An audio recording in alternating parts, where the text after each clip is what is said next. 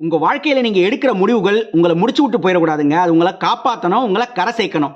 So அந்த மாதிரி decisions எடுக்கிறப்ப என்னென்ன மாதிரியான பிரச்சனைகளை நீங்க ஃபேஸ் பண்ணுவீங்க, அதை எப்படி தவிர்க்கலான்றது தான் பார்க்க போறோம். அதுலயும் குறிப்பா 4 முக்கியமான விஷயங்களை பார்க்க போறோம். 4 வில்லன்கள்.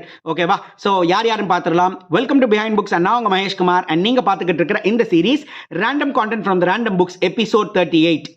நம்பர் 1 வில்லன் இவன் தாங்க. நேரோ ஃப்ரேமிங்னு சொல்லுவாங்க இவனை. ஸோ நீங்க எடுக்கிறப்ப எஸ் ஆர் நோ டைப்ல மட்டும் டெசிஷன் எடுத்துறாதீங்க. நான் இந்த ரிலேஷன்ஷிப்பை பிரேக்கப் பண்ணணுமா பண்ணக்கூடாதா அப்படின்னு மட்டும் நீங்க முடிவெடுத்தீங்கன்னா காலி. நீங்க பிரேக்கப் பண்ணிட்டு நீங்க அடுத்த வேலையை பார்க்க போயிருவீங்க. ஸோ அப்போ நீங்க என்ன மாதிரி முடிவை மாத்தலாம் அப்படின்னா, இந்த ரிலேஷன்ஷிப்பை பெட்டரா கொண்டு போக நான் என்னென்ன பண்ணணும். ஸோ கொஸ்டினே டோட்டலா நம்ம ஃபிளிப் பண்ணியிருக்கோம். ஸோ நேரோ ஃப்ரேமிங் பண்ணாதீங்க. ரெண்டாவது கான்ஃபர்மேஷன் பயாஸ்.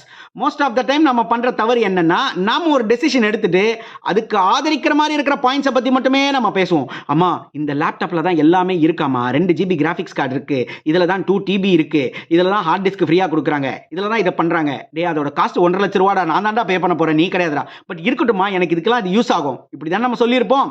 ஸோ நாம என்ன பண்றோம்னா, நமக்கு தேவையான இன்ஃபர்மேஷனை மட்டும் பிக் பண்ணி நம்ம அதை எதிராளி கிட்ட சொல்லிக்கிட்டே இருப்போம். ஏன்னா நம்மளுக்கு அந்த பொருள் வாங்கணும் இல்லையா?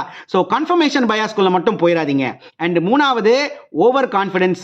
மோஸ்ட் ஆஃப் த டைம் நம்ம பண்ற இன்னொரு தப்பு அதான், நம்ம ஒரு டெசிஷன் எடுத்துட்டு இது கரெக்டா தான் இருக்கும், பார்க்கலாம் வா எப்படி இருக்கோ பார்த்துக்கலாம் அப்படின்னு நினைச்சு நம்ம என்ன பண்ணுவோம்னா அதை எடுத்துருவோம். கடைசியில் ஐயையோ இதுல இது முக்கியமான விஷயம் இல்லையே, இதை நான் மிஸ் பண்ணிட்டேனே அப்படின்னு தோணும். ஸோ ஓவர் கான்ஃபிடன்ஸும் தேவையில்லை.